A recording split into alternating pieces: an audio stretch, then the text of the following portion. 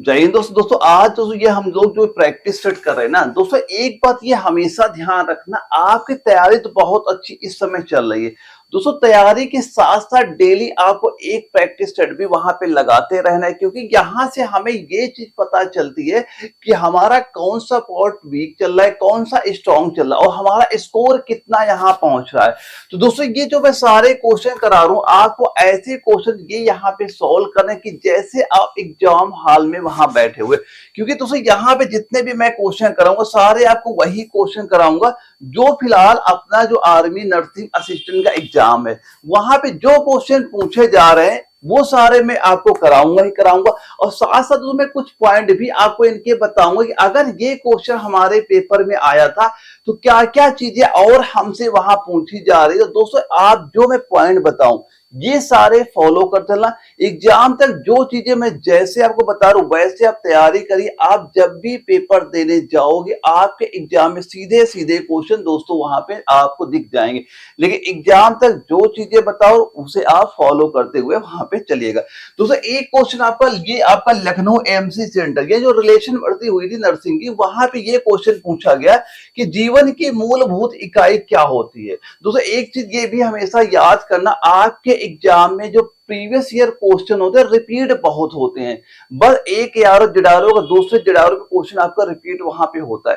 तो जितने मैं क्वेश्चन करा रहा हूं आप नोट करना, सारे पॉइंट तैयार करना, आप पेपर देने जाओगे आपके एग्जाम में सीधे सीधे क्वेश्चन वहां से आपको नजर आ जाएंगे। इसमें दोस्तों सीधा सीधा पूछा गया है जीवन की मूलभूत इकाई क्या होती है, जहां पे ये चार ऑप्शन दिए जा रहे हैं, पहला है कोशिका, दूसरा अंग, तीसरा ऊतक, चौथा है नाभिक। तो आप इसका राइट आंसर यहाँ पे क्या बता दोगे, तो ये दोस्तों बताओगे कोशिका।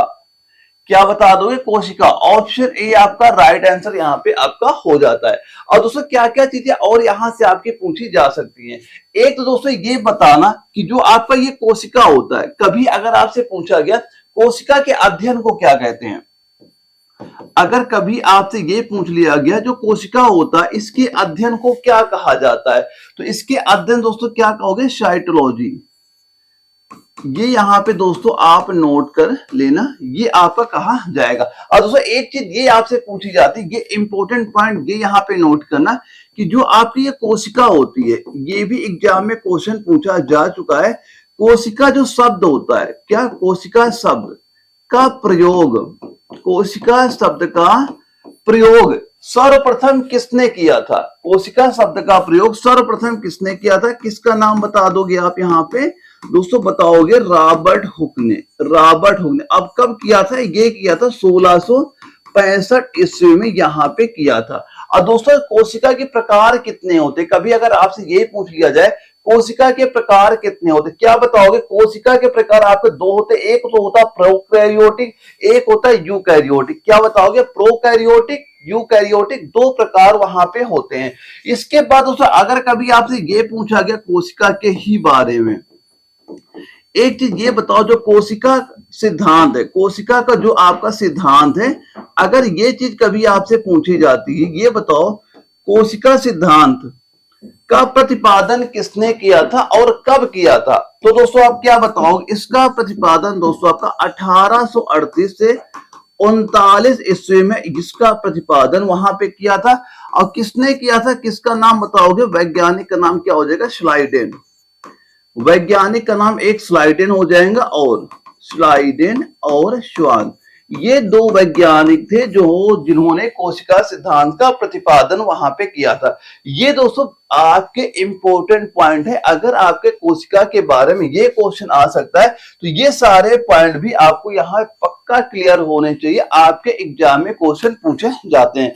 वह सबसे पहले दोस्तों आपके पास न्यू पैटर्न सिलेबस वहां पे होना चाहिए, जिसके अकॉर्डिंग आपको ये पता चल सके भाई हमें क्या क्या तैयार करना है। अगर सिलेबस आपके पास नया सिलेबस नहीं है तो स्क्रीन व्हाट्सएप नंबर शो कर रहा है, आप बता देना, मैं आपको इसका सिलेबस यहाँ प्रोवाइड करा दूंगा। और दोस्तों एक क्वेश्चन और यहाँ पे ये भी पूछा जाता है, कभी आपसे ये पूछा जाए अच्छा ये बताओ जो सबसे बड़ी कोशिका क्या होती, क्या पूछ लिया जाए, सबसे बड़ी कोशिका, सबसे बड़ी कोशिका क्या होती, तब आप क्या बताओगे दोस्तों, जो शुतुरमुर्ग का अंडा होता है ना, ये सबसे बड़ी कोशिका होती है। पॉइंट नोट करना, सबसे बड़ी कोशिका पूछा जाएगा, शुतुरमुर्ग का अंडा आपको वहां पे बता देना, वो सबसे बड़ी कोशिका आपकी हो जाएगी। ये सारे पॉइंट एक बार यहाँ पे नोट करिएगा।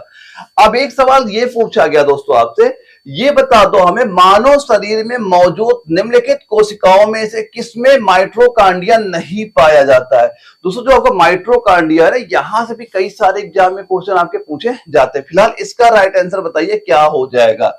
इसका राइट आंसर दोस्तों यहाँ पे आप लोग कमेंट कर रहे हैं, मैं किसी के अगर कमेंट का रिप्लाई ना कर पा रहा हूं उसके लिए परेशान ना होना, क्योंकि दोस्तों मैं आपको वो सारे पॉइंट कराऊंगा जो आपके एग्जाम में क्वेश्चन पूछे गए और जो पूछे जा सकते हैं। लेकिन दोस्तों यहाँ पे आपको एक टारगेट ये लेके चलना है, अभी जो मैं प्रैक्टिस सेट आपको यहाँ पे करा रहा हूं, अगर किसी बच्चे के 30 से लेके 35 क्वेश्चन तक वो सही कर पा रहा तो भाई आपकी तैयारी सही चल रही है। लेकिन हमें टारगेट अपना लेके चलना, 40 क्वेश्चन का टारगेट हमें लेके चलना है, क्योंकि भाई हमें रिस्क नहीं लेना। वैसे जो इसकी फाइनल कट ऑफ रहती है, अगर आप 37-38 तक जाते हो आपका क्लियर यहाँ पे हो जाता है, लेकिन आपको 40 क्वेश्चन टारगेट लेके चलना है वहां पे। और दोस्तों पेपर इतना ज्यादा हार्ड भी आपका नहीं आएगा, सेम यही पैटर्न रहेगा। ये जो मैं क्वेश्चन करा रहा हूँ यही वही सारे क्वेश्चन है जो आपके एग्जाम में यहाँ पूछे जा रहे हैं। तो सेम ऐसी आप तैयारी करते चलो, आपके एग्जाम में क्वेश्चन यहां से आपको पक्का नजर आपको आ जाएंगे।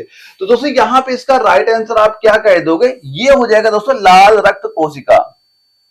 ऑप्शन ए आपका राइट आंसर यहाँ पे हो जाता है। अब दोस्तों यहाँ पे एक क्वेश्चन ये पूछा गया था आपसे कि ये जो आपका माइटोकांड्रिया है, अगर कभी ये पूछ लिया जाए, अच्छा ये बताओ माइटोकांड्रिया की खोज अगर ये पूछा जाए, माइटोकांड्रिया की खोज कब की गई थी और किसने की थी, तो किसका नाम बताओगे। सबसे पहले ये बताना इसकी खोज आपकी हुई थी 1890 में।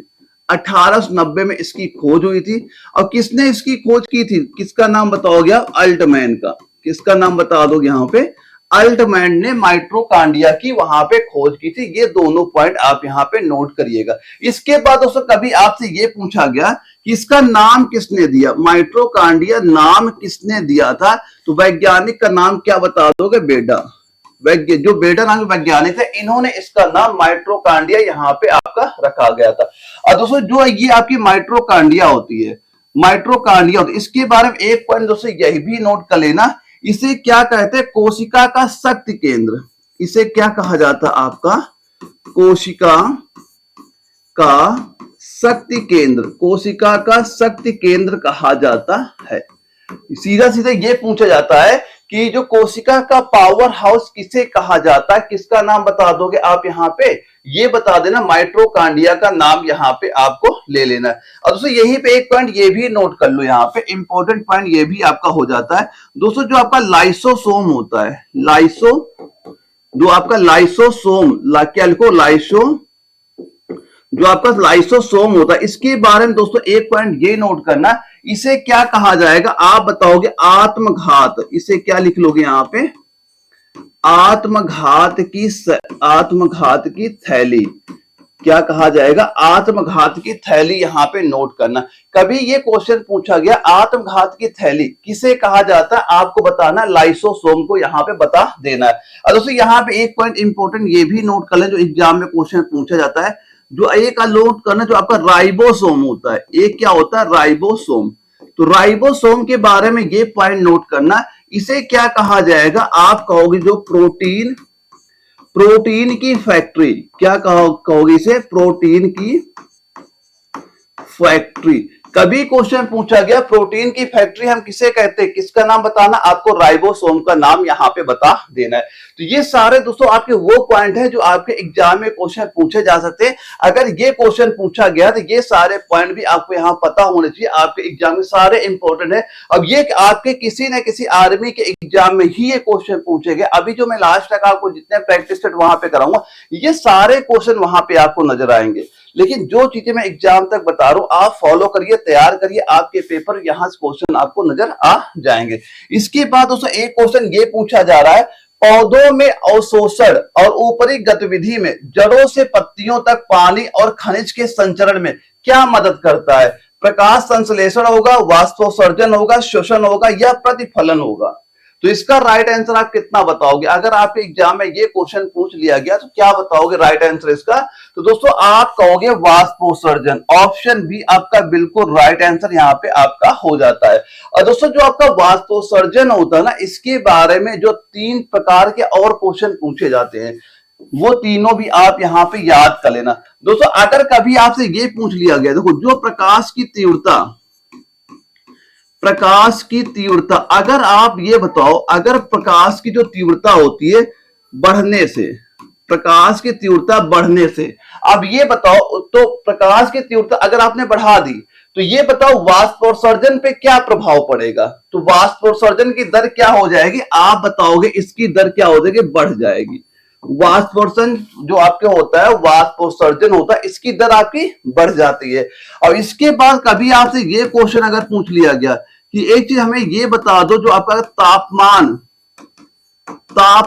बढ़ने से, अगर तापमान बढ़ने से वाष्पोत्सर्जन की दर पे क्या प्रभाव पड़ता है, तब भी क्या कहोगे? वाष्पोत्सर्जन दर क्या हो जाएगी? आप तब भी कहोगे क्या? ये दर इसकी बढ़ जाएगी। अब इसके बाद दोस्तों कभी अगर आपसे ये पूछा गया, अगर हम यहाँ पे आर्द्रता अगर बढ़ा दें, आर्द्रता अगर बढ़ा दिया जाए तो ये बताओ वाष्पोत्सर्जन की दर पे क्या प्रभाव पड़ेगा? तब क्या प्रभाव पड़ेगा? तब बताओगे इसकी जो दर होगी ये क्या हो जाएगी? घटती है। दर क्या होती है? घटती है। ये तीनों पॉइंट दोस्तों नोट करना, सीधे सीधे आपके पेपर में ये क्वेश्चन वहां पूछे जाएंगे। तो ये सारे पॉइंट आपको यहाँ पे क्लियर बिल्कुल यहाँ पे होने चाहिए। और दोस्तों एक बात मैं आपको ये भी बता देना चाहता हूं, जो मैंने कंप्लीट आपको नोट्स प्रोवाइड करा रखे दोस्तों, यहाँ पे आपका बायोलॉजी हो गया, फिजिक्स हो गया, केमिस्ट्री हो गया, मैथ हो गया, जीके, ये कंप्लीट नोट दोस्तों जो मैंने आपको प्रोवाइड करा रखे। अब ये केवल दोस्तों आपके नोट से ही नहीं, यहां से आपको इनका बेनिफिट देखो क्या क्या मिलेगा। एक तो दोस्तों जो आप ये नोट्स तैयार करते हो, तैयार करने में जो आपका टाइम वेस्ट हो, वो टाइम आपका वेस्ट बिल्कुल नहीं होगा। ये कंप्लीट जो नोट्स मैंने प्रोवाइड आपको करा रखे, इसकी जाके फोटो कॉपी निकलवा लेना। बस आपको वहां पे नोट्स नहीं तैयार करने, जो मैं प्रैक्टिस सेट करा रहा हूं आप ये प्रैक्टिस सेट दो और वो नोट्स तैयार करो। आप देखो कितना इंप्रूवमेंट वहां पे आपको होता है, क्योंकि इतना टाइम दोस्तों अब आपके पास नहीं बचा हो। जून महीने में कंफर्म अपना एग्जाम वहां पे लगा हुआ है। तो जो नोट्स आपने ले रखे, और दोस्तों नोट्स के साथ साथ जो मैंने प्रीवियस ईयर क्वेश्चन भी आपको प्रोवाइड करा रखे हैं, और वो क्वेश्चन आप वहां पे तैयार करना, क्योंकि रिपीट क्वेश्चन आपके एग्जाम में बहुत होता है। और प्रीवियस ईयर क्वेश्चन से आपको एक चीज ये बेनिफिट मिलती है, आपको ये पता चलता है कि हमारा लेवल क्या है, कितने हार्ड क्वेश्चन आते हैं, नॉर्मल आते हैं, मॉडरेट आते हैं, कैसे क्वेश्चन आपके पेपर पूछे जाते हैं।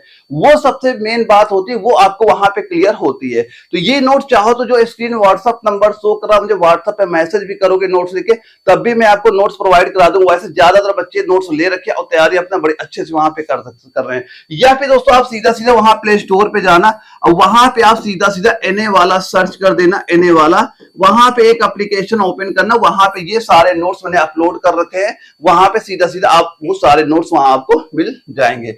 और दोस्तों इसके बाद एक अगला सवाल ये आता है, ये बताइए पौधों में फ्लोएम के परिवहन के लिए उत्तरदायी क्या होता है? पौधों में फ्लोएम के लिए उत्तरदायी आपका क्या होता है? दोस्तों यहां पे काउंट करते चलना, आपका स्कोर फिलहाल कितना यहां पहुंच रहा है। तो इसमें दोस्तों इसका राइट आंसर क्या बता दोगे? ये दोस्तों हो जाएगा भोजन। क्या बता दोगे? ऑप्शन बी आपका राइट आंसर दोस्तों यहां पे हो जाता है। और दोस्तों जो आपका ये फ्लोएम होता है ना, इसके बारे में एक चीज और यहां पे आप याद करना कि ये जो आपका फ्लोएम होता है, ये क्या होता है? जटिल स्थायी ऊतक होता है। ये क्या होता है दोस्तों? यहां बताना, जटिल स्थायी ऊतक। कभी अगर आपसे ये क्वेश्चन पूछा जाए फ्लोएम कैसा होता है, तो आप क्या बताओगे? ये आपका जटिल स्थायी ऊतक होता है। और इस क्वेश्चन का राइट आंसर ऑप्शन बी हमारा राइट आंसर आपका यहां पे हो जाता है। अगला सवाल दोस्तों ये पूछा जा रहा है कि निम्नलिखित में से सूत्र विभाजन कि सबसे लंबी जो स्टेज कौन सी होती है? बताओ, प्रोफेज होगा, मेटाफेज होगा, एनाफेज होगा या टोलीफेज होगा? आप ये काउंट करते चलना, आपका स्कोर कितना हो रहा है। और दोस्तों ये प्रैक्टिस सेट में आपको अपने जो आपका व्हाट्सएप ग्रुप है वहां प्रोवाइड करा दूंगा। व्हाट्सएप ग्रुप में आप एग्जाम तक जुड़े रहिएगा, सारे आपके इंपॉर्टेंट क्वेश्चन की पीडीएफ वहां पे आपको मिलती रहेगी, और मैं वहां प्रॉपर गाइड भी करता रहूंगा क्या क्या चीजें आपको तैयार करनी है। तो जो व्हाट्सएप नंबर है, हाई लिख के मैसेज भी करेंगे तो व्हाट्सएप ग्रुप का लिंक आपके पास आ जाएगा, उसे ज्वाइन किए रहिएगा। इसका राइट आंसर दोस्तों क्या बता दो? ये हो जाएगा प्रोफेज। ऑप्शन ए आपका राइट आंसर यहाँ पे आपका हो जाता है। और दोस्तों एक क्वेश्चन यहाँ पे ये याद करना, एक पेपर भी है टेक्निकल के एग्जाम में, आर्मी के एग्जाम में ये चीज पूछ ली गई थी वहां पे। तो ये बताओ अच्छा कि दोस्तों ये जो आपके बायोलॉजी वाले क्वेश्चन होते हैं, जो आपका टेक्निकल का एग्जाम एनए का यहाँ पे आता है दोस्तों, ये इंपॉर्टेंट यहाँ पे एक आपका हो जाता है बायोलॉजी, क्योंकि कई सारे बच्चों में क्या होता है नर्सिंग की जो तैयारी करते हैं उनकी बायोलॉजी ही सबसे ज्यादा स्ट्रांग वहां पे सब्जेक्ट उनका होता है, ठीक है। तो जो अगर आप टेक्निकल का एग्जाम पास करना चाह रहे हो उसमें एनए का, तो आपकी जो बायोलॉजी वीक है, इससे आपको जिन बच्चों की वीक हो वो बहुत अच्छे से तैयार कर ले, क्योंकि ज्यादातर बच्चे जो नर्सिंग की तैयारी करें उनकी बायोलॉजी ही स्ट्रांग होती है। तो आपको बायोलॉजी के कम से कम कोई क्वेश्चन वहां पे गलत आपको नहीं करना है। एक क्वेश्चन दोस्तों ये नोट करना, एक बार पेपर पूछा गया था कि जो आपका समसूत्री, क्या लिख लोगे यहाँ पे, समसूत्री जो विभाजन, ये पॉइंट नोट कर लेना, यहाँ पे एग्जाम में ही क्वेश्चन आपके पूछा गया था। समसूत्री विभाजन की ये बताओ सबसे छोटी अवस्था, सबसे छोटी अवस्था अगर पूछ लिया जाए, सबसे छोटी अवस्था कौन सी होती है, सबसे छोटी अवस्था आपकी कौन सी होती है, क्या बताओ, वो आपकी एनाफेज होती है। तो एनाफेज दोस्तों क्या होती है, ये समसूत्री विभाजन की सबसे छोटी अवस्था दोस्तों आपकी यहाँ पे आपका हो जाता है। ये चीज यहाँ पे आप नोट कर लेना, इंपॉर्टेंट पॉइंट आपका ये हो जाता है। इसके बाद दोस्तों एक क्वेश्चन ये पूछा गया, पादप कोशिका भित्ति किससे बनी होती है, जो आपकी पादप कोशिका भित्ति होती है ये किसकी बनी होती है।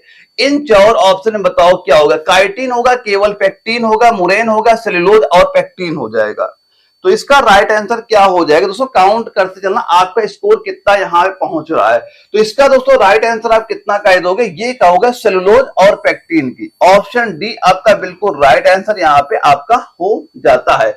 और दोस्तों कभी अगर आपसे ये पूछ लिया जाए, एक पॉइंट ये नोट करना, जो आपका प्रोकैरियोटिक होते हैं, क्या पूछा जाता है आपसे, अगर कभी आपसे प्रोकैरियोटिक का पूछा जाए, ये बताओ जो आपकी प्रोकैरियोटिक कोशिका, जो आपकी प्रोकैरियोटिक कोशिका होती है, प्रोकैरियोटिक कोशिका, इनकी जो कोशिका भित्ति होती है ये किसकी बनी होती है, तो आप किसकी बनी बताओगे, ये बनी होती है आपकी प्रोटीन और तथा कार्बोहाइड्रेट की। किसकी बनी होगी, कार्बोहाइड्रेट की ये आपकी बनी हुई होती है। तो कभी भी पूछा गया प्रोकैरियोटिक कोशिका की कोशिका भित्ति किसकी बनी होती है, आप बताओगे प्रोटीन और कार्बोहाइड्रेट की बनी होती है। और इसके बाद दोस्तों कभी आपसे ये पूछ लिया गया कि जो आपकी यूकैरियोटिक है, अगर यहाँ पे कभी आपसे क्या पूछा जाता, यूकैरियोटिक जो कोशिका होती है, यूकैरियोटिक जो आपकी कोशिकाएं होती है, इनकी जो कोशिका भित्ति होती है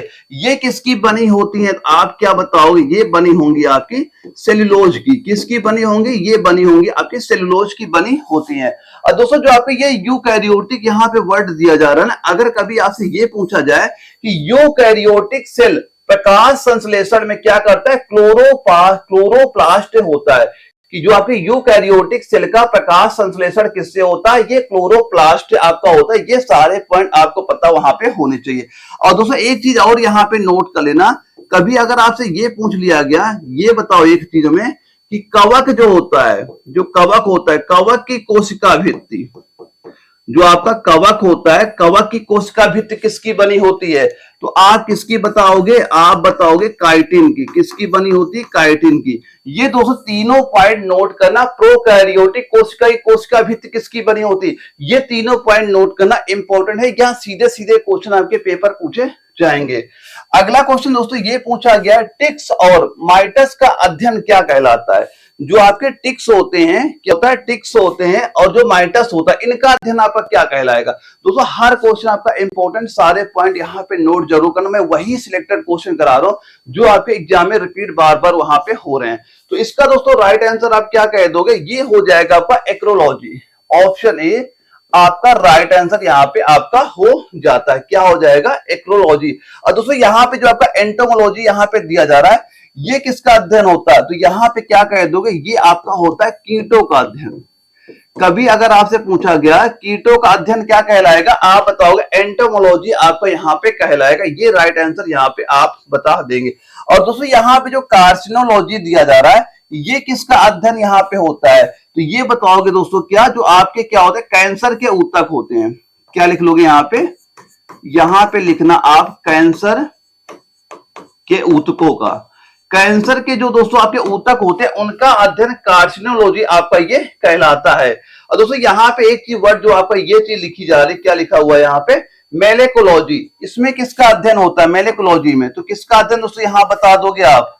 देखो यहाँ पे एक इधर नोट कर लेना, मैं यहाँ पे अगर कभी आपसे ये चीज पूछ ली जाती है, अच्छा ये चीज बता दो आप कि अगर मेरमेकोलॉजी, अगर ये चीज यहाँ पे आपको दे दी जाती है कि ये बता दो मेरमेकोलॉजी में किसका अध्ययन आपका किया जाएगा, तो यहाँ पे क्या बताओगे, ये एग्जाम में कई बार क्वेश्चन आपका पूछा भी जा चुका, क्या बताओगे, चींटियों का अध्ययन।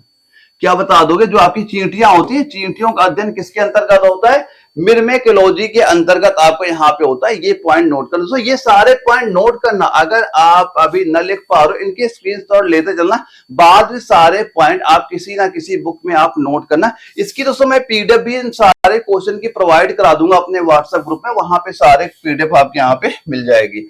अब ये बताओ एक चींटी किसके अस्तित्व के कारण हर दिशा में वस्तुओं को देख सकती है। अब बताओ, इसका ये चार ऑप्शन दिए गए थे जब ये आपका लखनऊ एएमसी सेंटर रिलेशन भर्ती में जब ये क्वेश्चन आपका पूछा गया था। तो इसका राइट आंसर दोस्तों आप यहाँ पे क्या बता दोगे, इस क्वेश्चन का राइट आंसर आप यहाँ पे क्या कहोगे, ये दोस्तों राइट आंसर हो जाएगा संयुक्त आंखें। ऑप्शन डी आपका राइट आंसर यहाँ पे आपका हो जाता है कि संयुक्त आंखों के कारण एक चींटी क्या होता है सभी दिशाओं में आप वहां पे देख सकती है। अब एक चीज दोस्तों यहाँ पे ये चीज याद करना कि जो आपकी लाल चींटियां होती है, क्या होती है, लाल चींटी। यहां पे एक पॉइंट ये नोट करना कि लाल चींटी के डंक में, लाल चींटी के डंक में बताओ कौन सा अम्ल आपका होता है, कौन सा अम्ल कह दोगे आप यहाँ पे, फार्मिक अम्ल। कौन सा अम्ल हो जाएगा दोस्तों आपका, फार्मिक अम्ल पाया जाता है। तो अगर ये कभी पूछा गया फार्मिक अम्ल कहां पाया जाता है, तो आप क्या कह दोगे, लाल चींटी के जो डंक होते हैं वहां फार्मिक अम्ल पाया जाता है आपका। अगला क्वेश्चन आता है पित्त का मुख्य कार्य क्या है, जो आपका पित्त होता है इसका मुख्य कार्य क्या है, ये चार ऑप्शन यहाँ पे दिए। दोस्तों आप पहले ये क्वेश्चन ध्यान से पढ़ा करिएगा, फिर आप ये सोचो इसका राइट आंसर क्या होगा, और सारे क्वेश्चन आपको काउंट करते हुए चल रहे हैं कि इनके राइट आंसर क्या क्या आपके यहाँ पे हो सकते हैं। तो दोस्तों इसका राइट आंसर आप क्या कह दोगे कि पित्त का मेन काम होता है पाचन तथा पोषण हेतु वसा का इमल्सन करना। क्या बता दोगे, ऑप्शन नंबर डी इसका बिल्कुल राइट आंसर यहाँ पे आपका होता है।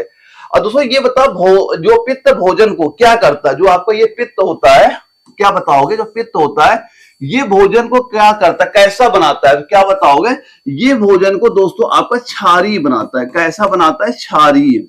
तो कभी क्वेश्चन पूछा गया पित्त भोजन को कैसा बनाएगा, आपको बताना ये क्षारीय आपका बनाता है। ये चीज यहाँ पे पॉइंट नोट कर लेना, क्योंकि एक बार एग्जाम में ये भी क्वेश्चन आपका पूछा जा चुका है। अगला क्वेश्चन दोस्तों ये पूछा गया था मानव शरीर के किस अंग में रुधिर ऑक्सीजन युक्त होता है। मानव शरीर के किस अंग में जो रुधिर होता है ऑक्सीजन युक्त होता है, जयपुर जडारो में ये क्वेश्चन आपका पूछा गया था। अब बताइए इसका राइट आंसर इस क्वेश्चन का आपका यहाँ पे कितना हो जाता है। तो दोस्तों आपके एग्जाम में कभी भी अगर ये क्वेश्चन यहाँ पूछा गया तो इसका राइट आंसर आप कितना बताओगे यहाँ पे, तो आप क्या कहोगे, इसका राइट आंसर हो जाएगा फेफड़ा। ऑप्शन बी आपका राइट आंसर यहाँ पे हो जाएगा। क्या बता दोगे, फेफड़ा आपका बिल्कुल राइट आंसर इस क्वेश्चन का यहाँ पे हो जाता है। अगले सवाल दोस्तों ये पूछा गया है मनुष्य में पाया जाने वाला श्वसन जो पिगमेंट होता है, कौन सा श्वसन पिगमेंट है। अब बताओ क्लोरोफिल है, मेलानिन है, रोडोपोसिन है या हीमोग्लोबिन है, कौन सा इसका राइट आंसर यहाँ पे हो जाएगा। तो इसका दोस्तों राइट आंसर आप क्या कह दोगे, ये होगा दोस्तों हीमोग्लोबिन। ऑप्शन डी इसका राइट आंसर यहाँ पे आपका हो जाता है। और दोस्तों ये बताओ यहाँ पे जो आपका हीमोग्लोबिन होता है ये कहाँ पाया जाएगा, आप बताओगे, जो रेड ब्लड सेल होती है आरबीसी में क्या होता है, हीमोग्लोबिन पाया जाता है। और दोस्तों यहाँ पे ये याद करना जो आपका हीमोग्लोबिन में जो एक वर्ड आपका केवल ग्लोबिन यहाँ पे लगा हुआ, क्या ग्लोबिन। ग्लोबिन दोस्तों क्या होता है, ग्लोबिन क्या होता है आप यहाँ बताओगे, क्या ये लौह युक्त प्रोटीन होता है। ग्लोबिन क्या होता है यहाँ पे, लौह युक्त प्रोटीन होता है, लौह युक्त, ये दोस्तों आपका क्या होता है, प्रोटीन आपका यहाँ पे होता है।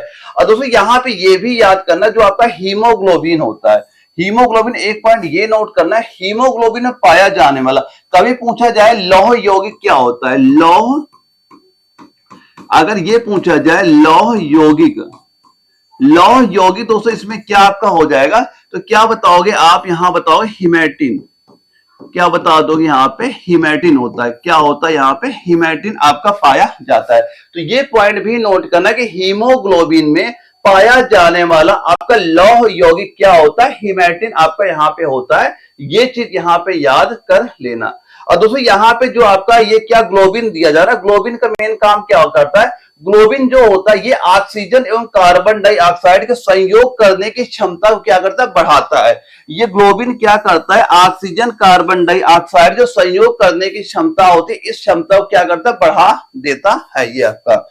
अगला क्वेश्चन दोस्तों ये आपका पूछा गया, टीबिया अस्थि कहां पे होती है। जो टीबिया नाम की एक हड्डी होती है ये कहां पे होती है, ये हमसे यहां पूछा जा रहा है। तो ये हड्डी दोस्तों आप कहां बताओगे, ये हड्डी कहां पे आपकी हो जाएगी, तो आप बताओ ये हड्डी होती है पैर में, कहां पे होती है, ऑप्शन सी आपका राइट आंसर यहां पे हो जाता है। कौन सी होती है, एक तो होगी टीबिया हड्डी हो गई, और एक हड्डी कौन सी हो जाएगी, एक हड्डी दोस्तों आपकी क्या होगी, फिबुला। टीबिया और जो फिबुला हड्डी होती है ये कहां पे होती है, पैर में आपकी ये पाई जाती हैं। और दोस्तों हड्डियों की बात हो रही है, दो तीन पॉइंट और यहाँ पे नोट कर लेना। अगर कभी आपसे ये पूछा गया कि जो सबसे लंबी हड्डी, अगर क्या पूछा जाए आपसे, एक चीज ये बताओ, सबसे लंबी हड्डी, सबसे जो लंबी हड्डी होती ये कौन सी हो जाएगी दोस्तों, आप बताओगे फीमर हड्डी। कौन सी, फीमर हड्डी। ये कहां पाई जाती है, आप बताओगे, ये हड्डी आपकी जांघ में पाई जाती है। और कभी अगर आपसे दोस्तों ये पूछ लिया गया जो आपके हाथ होते हैं, हाथ में कौन कौन सी हड्डियां पाई जाती हैं, तो क्या बता दोगे, अल्ना। एक नोट कर लेना आप अल्ना, एक नोट करना जो आपके रेडियस, एक नोट क्या कर लोगे आप, रेडियस, अल्ना रेडियस एक, तथा नोट कर लेना ह्यूमरस, एक और नोट कर लेना आप ह्यूमरस, ह्यूमरस। दोस्तों ये आपकी जो तीन हड्डियां ना, कई बार एग्जाम में क्वेश्चन पूछी जाए, सीधा सीधा पूछेगा कि जो अल्ना नाम की हड्डी होती है ये कहां पाई जाती है, आपको बताना हाथ में पाई जाएगी, या ह्यूमरस नाम की जो हड्डी होती है कहां पाई जाती है, तब भी आपको हाथ का नाम यहां बताना है। तो ये सारे पॉइंट यहाँ पे आप नोट कर लेना, इंपॉर्टेंट सारे पॉइंट आपके ये हो जाते हैं जो आपके एग्जाम में सीधे सीधे क्वेश्चन यहां से आपसे पूछे जाते हैं। तो ये सारे जो मैं जितने पॉइंट करा रहा हूं आप हर पॉइंट यहाँ पे याद करते हुए चलिएगा। अगला क्वेश्चन दोस्तों ये आता है, त्वचा से प्रतिदिन पानी खर्च होता है लगभग, जो हमारी स्किन होती है यहां से कितना पानी हमेशा खर्च होता है। दोस्तों पानी खर्च होने का मतलब ये है कि जो आपका पसीना निकलता है, कितना पसीना आपका बाहर निकल जाता है त्वचा स्किन से आपका। तो दोस्तों यहाँ पे क्या बता दोगे, right answer 400 millilitre, option A आपका बिल्कुल राइट आंसर यहाँ पे आपका हो जाता है। क्योंकि दोस्तों अगर कभी आपसे एक चीज ये पूछ ली जाती है, एक चीज ये भी नोट करना है कि जो हमारा शरीर होता है, कि मनुष्य का शरीर, मनुष्य का दोस्तों जो आपका शरीर होता है, ये पूछा जाए कितने परसेंट भाग इसमें जल होता है, तो हमारे शरीर में कम से कम क्या बताओगे, आपका 65%, 65 यानी 65% आपका क्या होता है, वहां पे जल आपका यहाँ पे होता है। ये पॉइंट भी यहाँ पे नोट करना। और दोस्तों एक क्वेश्चन ये पूछा गया था पेपर में एक बार कि जो हमारे दांत होते हैं ये कितनी बार निकलते हैं, तो आप क्या बताओगे, दांत आपके 2 बार निकलते हैं। क्या बता दोगे, मनुष्य के जीवन में जो आपके दांत होते हैं 2 बार निकलते हैं। एक पॉइंट दोस्तों ये नोट करना कि एक बार ये पूछा गया था, जो किसी व्यक्ति को अगर पायरिया नाम की बीमारी हो जाती है तो इसका क्या प्रभाव पड़ता है। अगर आपको पायरिया हो गया तो क्या प्रभाव पड़ेगा, तो आप क्या कहोगे, जो आपके मसूड़ होते हैं, मसूड़ क्या होते हैं, आपके कमजोर हो जाते हैं। तो अगर कभी पूछा गया पायरिया अगर किसी को हो जाता है तो ये इफेक्ट कहां पे करता है, तो आप क्या बताओगे, जो आपके मसूड़ होते हैं, मसूड़ के वहां पे कमजोर आपके हो जाते हैं। अब ये बताओ, चाहे क्वेश्चन पूछा गया, रुधिर में आपका एंटी स्कंदन पदार्थ मिलाया जाता है, रुधिर में एंटी स्कंदन पदार्थ होता है, मिलाया जाता है, कौन सा मिलाया जाएगा, जयपुर जडाउर में सीधे सीधे आपके एग्जाम में ये क्वेश्चन पूछ लिया गया था। तो इसका राइट दोस्तों आंसर बता दीजिए क्या आपका यहाँ पे हो जाता है। तो इसका राइट आंसर दोस्तों क्या बताओगे, आप बताओगे sodium oxalate, option number B आपका बिल्कुल राइट आंसर यहाँ पे आपका हो जाता है। अब दोस्तों एक बार क्वेश्चन ये पूछा गया था, ये बताओ जो थायरॉक्सिन हार्मोन होता है ये कहां से स्रावित होता है। दोस्तों जितने भी आप मेरे दिमाग में आते रहे क्वेश्चन जो आपके पेपर के लिए इंपॉर्टेंट, मैं सारे पॉइंट वहीं पे बता दूंगा, तो सारे पॉइंट यहाँ पे आप नोट करते हुए चलना। अगर कभी दोस्तों आपसे ये पूछा गया कि जो आपका थायरॉक्सिन हार्मोन है, कौन सा हार्मोन हो जाएगा, जो आपका थायरॉक्सिन, ये बताओ दोस्तों आपका जो थायरॉक्सिन हार्मोन है ये कहां से स्रावित होता है, कौन से ग्लैंड से स्रावित होगा? तो आप क्या बताओगे यहाँ पे? आप बताओगे थायराइड। क्या बताओगे? जो आपकी थायराइड ग्लैंड होती है, यहां से ये आपका स्रावित आपका होता है। और दोस्तों कभी अगर इसकी कमी हो जाती है, अगर इसकी शरीर में कमी हो जाती है थायरॉक्सिन हार्मोन की, तो क्या दिक्कत यहां पे देखने को मिलती है? तो आप क्या बताओगे? ये प्रॉब्लम कौन सी बीमारी हो जाएगी? ये बीमारी आप यहाँ पे नोट कर लेना, ये बीमारी आपको यहाँ पे देखने को मिल जाती है। दोस्तों ये जो आपका रोग होता है, इस रोग में क्या होता है? जो मनुष्य का शरीर होता है, शारीरिक जो विकास होता है, ये मानसिक विकास होता है, इसमें ये मान चलना, अगर आपकी एज 30 वर्ष भी हो जाती है, अगर आप 30 साल के भी हो जाओगे, लेकिन आप दिखाई क्या पड़ोगे? जैसे 5 वर्ष का बच्चा होता है ना, वैसे आप यहाँ पे दिखाई पड़ोगे। अगर आपके अंदर थायरॉक्सिन हार्मोन की कमी होती है, ये दिक्कत आपको देखने मिलेगी। अगर ये बीमारी, ये रोग आपको हो जाता है, तो अगर आपकी एज काफी भी होती है, लेकिन आपका जो मानसिक विकास होता है, शारीरिक विकास होता है, ये बिल्कुल वहां पे रुक जाता है। 30 साल के होगे भी तभी आप दिखाई पड़ोगे, 5 साल के बच्चे जैसे आप वहां पे दिखाई पड़ते हो आप वहां पे। अगला सवाल दोस्तों ये पूछा जा रहा है, हीमोफेबिया किसका एक उदाहरण है? ये बताओ, जो आपका हीमोफेबिया होता है, किसका एक उदाहरण आपका यहाँ पे हो जाता है? तो दोस्तों ये किसका एक उदाहरण आप बता दोगे? ये आपका हो जाएगा आनुवांशिकी रोग हो जाता है। ये क्या होता है? आनुवांशिकी रोग आपका हो जाता है। ऑप्शन बी आपका राइट आंसर यहाँ पे हो जाता है। और दोस्तों जिसको ये आपके हीमोफीलिया होती है, क्या हीमोफीलिया अगर किसी को हो जाती है, तो उसका ये मान चलना, जो ब्लड होता है, ब्लड उसका जमता ही नहीं है। अगर कहीं पे चोट लग जाती है, उसका खून लगातार वहां बहता रहता है, और ब्लड को जमने में ये मान चलना कि 30 मिनट से, यही नोट कर लेना, यानी कि जो ब्लड जमने में उसे 30 मिनट से लेके 24 घंटे तक का टाइम वहां पे आपका लग जाए। ऐसे हमारे कहीं चोट लगती है, तो ये मान चलना कि मैक्सिमम आपका 1-2 मिनट में वहां पर जम जाता, पपड़ी पड़ जाती, ब्लड जम जाता है। लेकिन यहाँ पे अगर किसी को हीमोफीलिया हो गया, उसका ब्लड लगातार बहता ही वहां पे रहता है। और दोस्तों ये आपका एक आनुवांशिकी रोग होता है। अगर दोस्तों ये देखा जाए, ये आपका सबसे ज्यादा किस में पाया जाता है? ये रोग सबसे ज्यादा पुरुषों में ही होता है। पुरुषों में ही ये रोग सबसे ज्यादा आपका यहाँ पे होता है। केवल दोस्तों जो महिलाएं होती है, यहाँ पे क्या नोट करोगे? महिलाओं में ये कब रोग होता है? महिलाओं में दोस्तों ये एक ही रीजन में ये रोग आपका हो सकता है। क्या कब होगा? जब आपके दोनों गुणसूत्र जो होते हैं, क्या होते हैं? जो आपके दोनों गुणसूत्र आप क्या हो जाए? एक्स एक्स प्रभावित हो। जब दोनों गुणसूत्र आपके एक्स एक्स प्रभावित होते हैं, तभी महिलाओं में होता, नहीं ज्यादातर ये रोग आपका पुरुषों में ही आपका दिखाई वहां पे पड़ता है। तो ये पॉइंट यहाँ पे याद कर लीजिएगा। अब ये बताओ, रसो चिकित्सा का संबंध। यहां दोस्तों ये सारे क्वेश्चन केमिस्ट्री के यहाँ पे स्टार्ट अपने हो जाते हैं। सारे क्वेश्चन ध्यान से पढ़ते चलना, और एक एक पॉइंट यहाँ पे आप नोट भी करते हुए चलना। अब ये बताओ, रसो चिकित्सा का संबंध निम्न में से किससे आपका हो जाएगा? जब ये दानापुर जडारो में क्वेश्चन पूछा गया। दोस्तों आप एक बार क्वेश्चन देखिए, आप आंसर टिक कर लेना कि आपका स्कोर कितना यहाँ पहुंच रहा है, काउंट कर लेना। अगर आप फिलहाल 30-35 क्वेश्चन आपके सही हो रहे हैं, तो तैयारी फिलहाल आपकी सही वहां पे चल रही है। तो इसका दोस्तों राइट आंसर आप क्या कह दोगे? ये दोस्तों हो जाएगा, रोगों के उपचार में रसायनों का उपयोग और अध्ययन। ऑप्शन नंबर जो यहाँ पे सी दिया गया, ये आपका बिल्कुल राइट आंसर यहाँ पे आपका हो जाता है।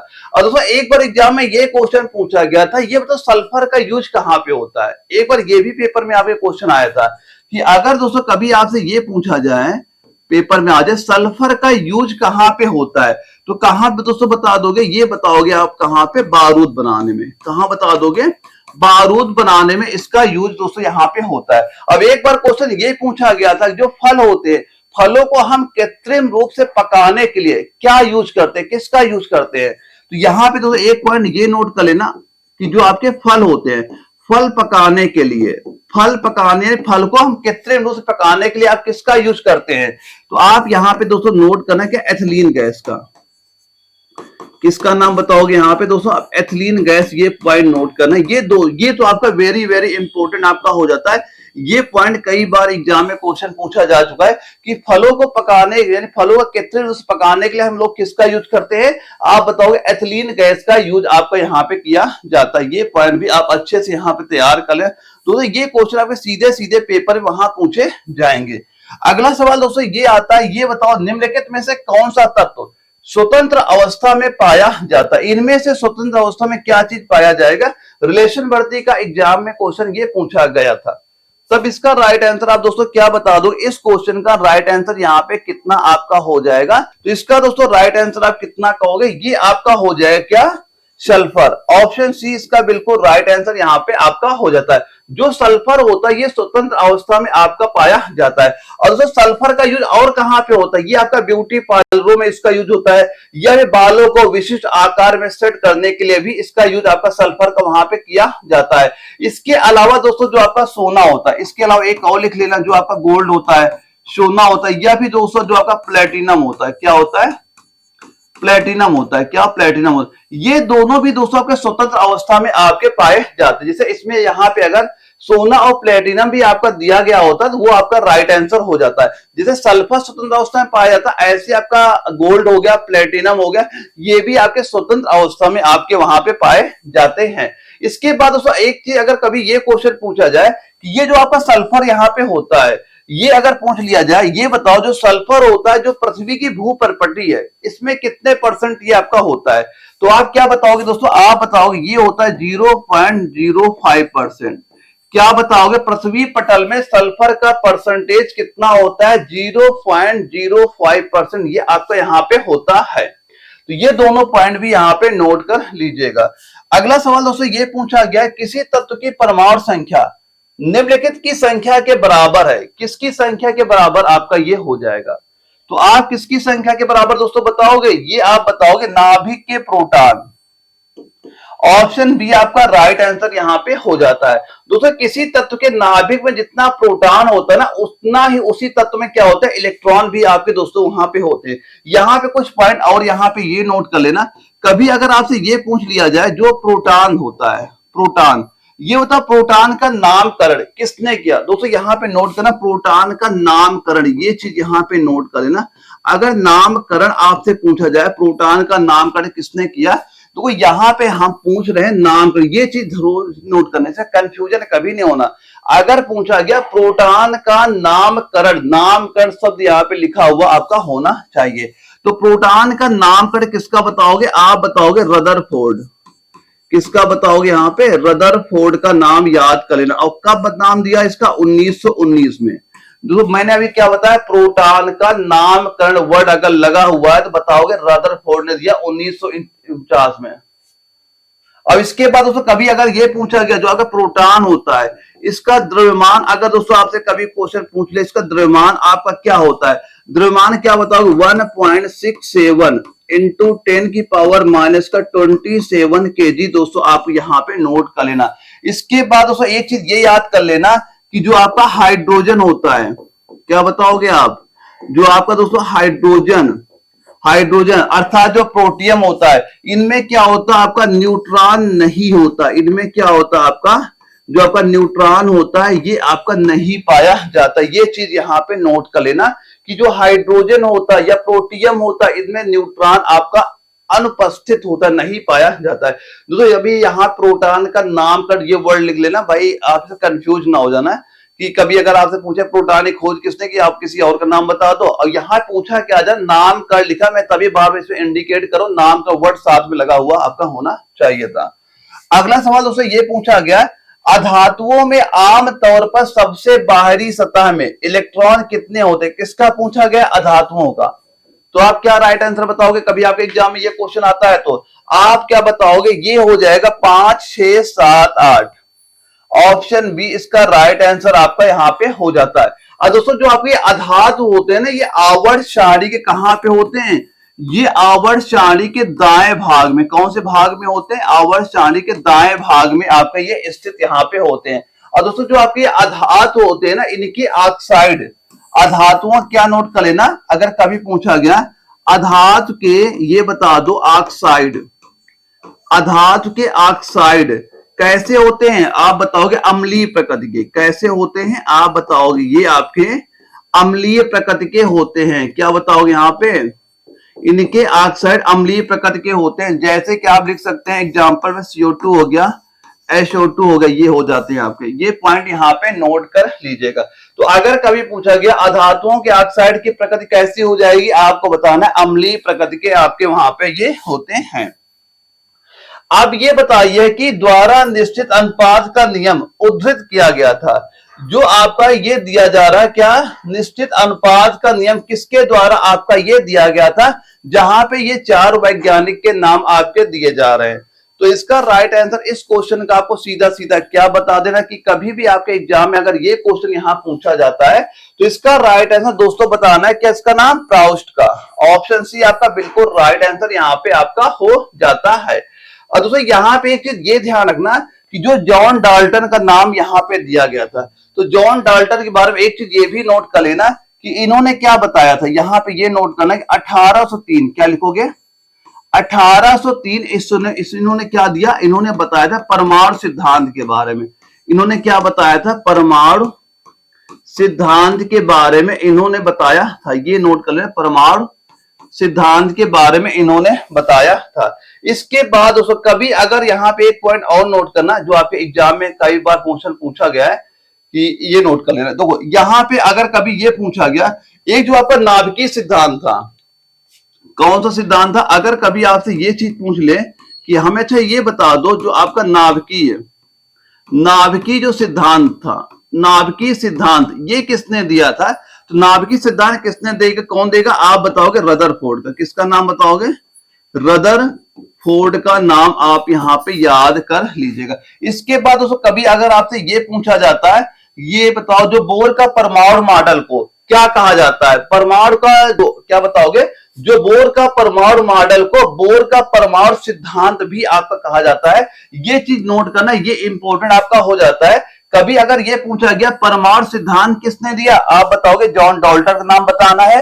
नाभिकीय सिद्धांत किसने दिया, आप बताओगे रदरफोर्ड का नाम आपको यहां पता होना चाहिए। ये दोनों आपके एग्जाम में क्वेश्चन भी आपके पेपर में आ चुके हैं। अगला क्वेश्चन दोस्तों ये आपसे पूछा गया है, ये बताओ सोडियम क्लोराइड में क्या होता है, जो आपका सोडियम क्लोराइड होता है, ये बताओ कौन सा बंध इसमें होता है। तो आप क्या बताओगे, जो आपका सोडियम क्लोराइड आपका होता है, देखो सोडियम क्लोराइड क्या होता है, NaCl होता है, क्या होता है NaCl तो होता है, इसमें क्या होता है, एक आपका Na ये प्लस हो जाएगा और ये क्लोरीन क्या माइनस। अब बताओ इनमें कौन सा बंध आपका यहाँ पे होगा, तो दोस्तों आप क्या कहोगे, इसमें बताओगे वैद्युत संयोजी बंध। कैसा बंध होगा, वैद्युत संयोजी बंध हमें साफ साफ यहाँ पे नजर आ रहा है। क्योंकि दोस्तों क्या होता है, सोडियम क्लोराइड में सोडियम क्या करता है, ये इलेक्ट्रॉन क्या करेगा, त्याग रहा है यहाँ पे। और दोस्तों जो आपका क्लोरीन हो रहा है, ये क्या इलेक्ट्रॉन आप ग्रहण करता है, जिससे क्या होता है, प्रबल आपका वैद्युत संयोजक बंध का आपका निर्माण यहाँ पे आपका हो रहा है। तो आप क्या कह दोगे राइट आंसर, ऑप्शन बी आपका बिल्कुल राइट आंसर यहाँ पे आपका हो जाता है। तो ऑप्शन बी आपका इस क्वेश्चन का बिल्कुल राइट आंसर यहाँ पे हो जाएगा। अगले सवाल दोस्तों ये पूछा जा रहा है, एक धातु के फास्फेट का सूत्र ये आपका दिया जा रहा है, तो ये बताओ इसके क्लोराइड का सूत्र क्या होगा।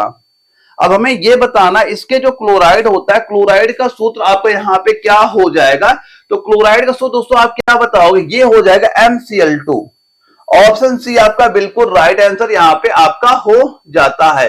और दोस्तों कभी आपसे एक चीज ये नोट करना, आपके पेपर क्वेश्चन आ चुका है, ये बताओ फेरस सल्फेट का सूत्र भी बताओ क्या होता है, फेरस सल्फेट का, तो क्या बताओगे इसका सूत्र क्या हो जाएगा, ये आपका हो जाएगा FeSO4 इंटू 7H2O आपका यहाँ पे हो जाता है। और जो दोस्तों ये आपका फेरस सल्फेट होता है ना, इसे और क्या नाम दिया गया, इसे आपका हरा कसीस आपका नाम दिया गया। आपसे एग्जाम में यही चीज पूछेगा, ये बताओ हरा कसीस का रासायनिक सूत्र आपका क्या हो जाता है, तो ये नाम दोस्तों आपका पता होना चाहिए। और दोस्तों जो आपका ये हरा कसीस होता है, इसे क्या कहते हैं, यहाँ ग्रीन विट्रोल के नाम से ये आपका जाना जाता है। क्या कहोगे आप, इसे ग्रीन विट्रोल के नाम से ये आपका जाना जाएगा। ये चीज भी यहाँ पे आप नोट कर लीजिएगा। अगले सवाल दोस्तों ये आपसे पूछा गया है, ठोस आयोडीन का रंग होता है, जो आपका ठोस आयोडीन होता है उसका रंग कैसा होता है, ये चीज आपसे यहाँ पूछी जा रही है, जो कि आपके जबलपुर जडारो में ये क्वेश्चन आपका पूछा गया था। तो ये ठोस आयोडीन का रंग दोस्तों कैसा हो जाएगा, आप बताओगे क्या, बैंगनी भूरे से थोड़ा काला। ऑप्शन सी आपका राइट आंसर यहाँ पे आपका हो जाता है। और दोस्तों कभी अगर आयोडीन की कमी हो जाती, क्या होगी, शरीर में आयोडीन की अगर कभी कमी हो जाती, कौन सा रोग हो जाएगा, आप बताओगे क्या, घेंघा रोग। कौन सा रोग बताओगे यहाँ पे, घेंघा रोग आपको यहाँ पे हो जाता है। और दोस्तों ये भी याद करना कि जो आपका नमक होता है, नमक में आयोडीन पोटेशियम आयोडाइड के रूप में मिलता है। कभी अगर आपसे क्वेश्चन पूछा जाए कि जो नमक होता है, नमक में आयोडीन किस रूप में हमें प्राप्त होता है, तो आप ये चीज नोट करना है, पोटेशियम आयोडाइड। क्या नोट कर लोगे यहां पे? Potassium iodide. क्या लिखोगे? Potassium iodide. ये चीज भी आपको यहां पता होना चाहिए था। और दोस्तों जो आप ये पहाड़ी क्षेत्र जो लोग रहते हैं ना, उनको जो घेंघा रोग काफी ज्यादा होता है, उसका रीजन क्या होता है? पहाड़ी क्षेत्र आयोडीन क्या होती है? कमी होती है। तो ये भी याद करना कि जो पहाड़ी क्षेत्र में लोग रहते हैं, क्या बताओगे आप? जो पहाड़ी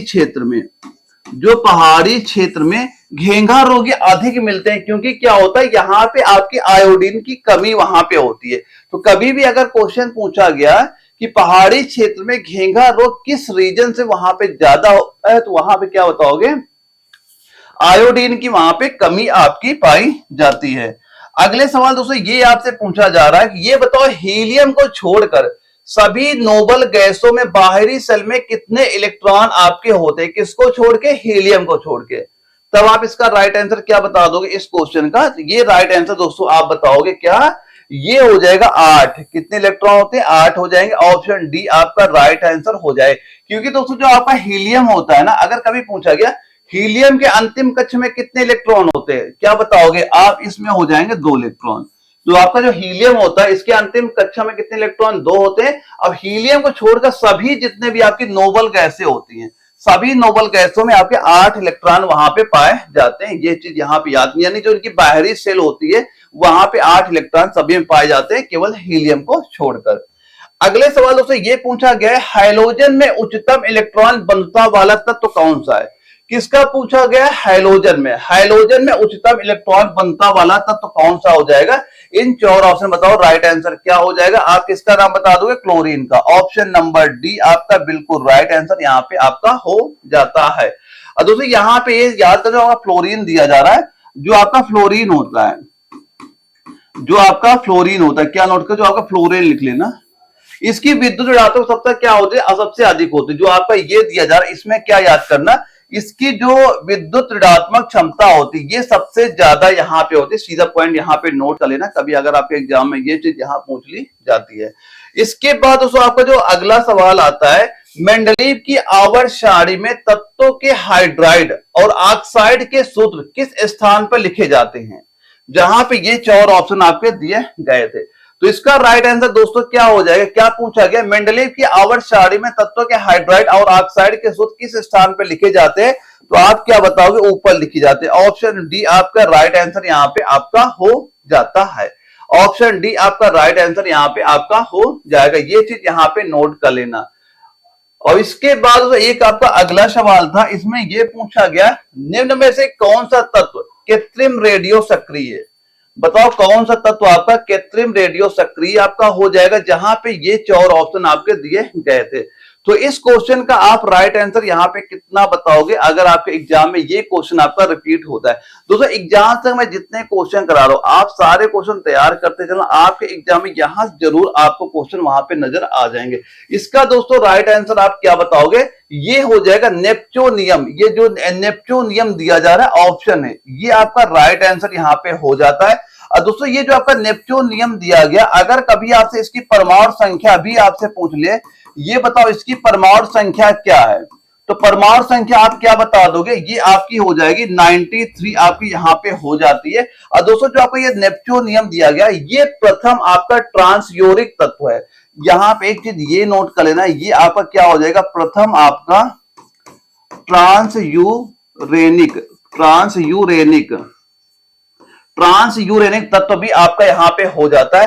अब इसकी अगर कभी ये पूछ ले, अच्छा ये बताओ इसकी खोज किसने की थी? किसका नाम बताओगे आप? एबेल्सन का। किसका नाम आप यहाँ बताओगे?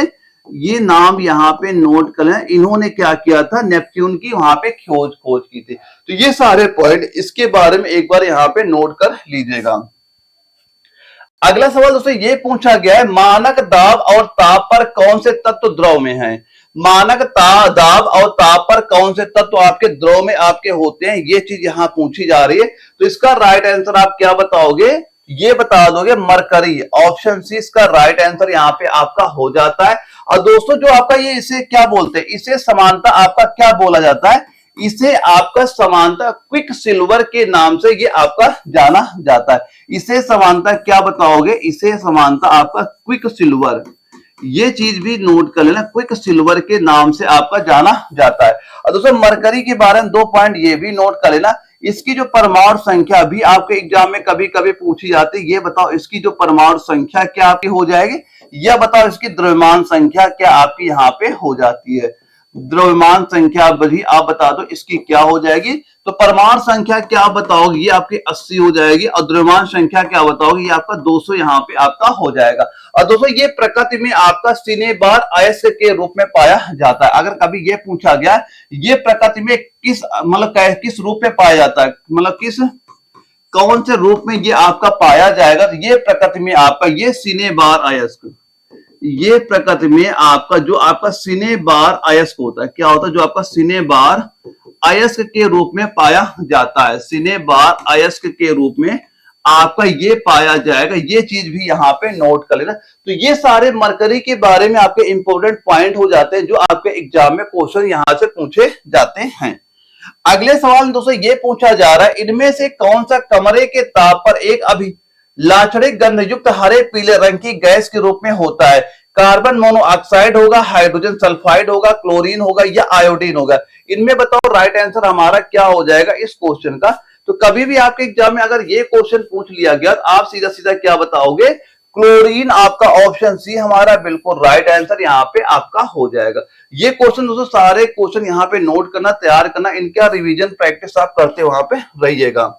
अगले सवाल में ये पूछा गया है, प्राकृतिक गैस में सर्वाधिक मात्रा में उपस्थिति यौगिक हाइड्रोजन तथा निम्नलिखित में से किसका बना होता है, सल्फर का, कैल्शियम का, कार्बन का या नाइट्रोजन का, किसका बना होगा। तो आप क्या कहोगे राइट आंसर इसका, ये हो जाएगा दोस्तों आपका कार्बन। ऑप्शन बी यहाँ पे दिया गया, ये आपका राइट आंसर यहाँ पे आपका हो जाता है। अब ये दोस्तों आपका मीथेन या हाइड्रोकार्बन का बना होता है, किसका, मीथेन या हाइड्रोकार्बन का आपका यहाँ पे बना हुआ होता है।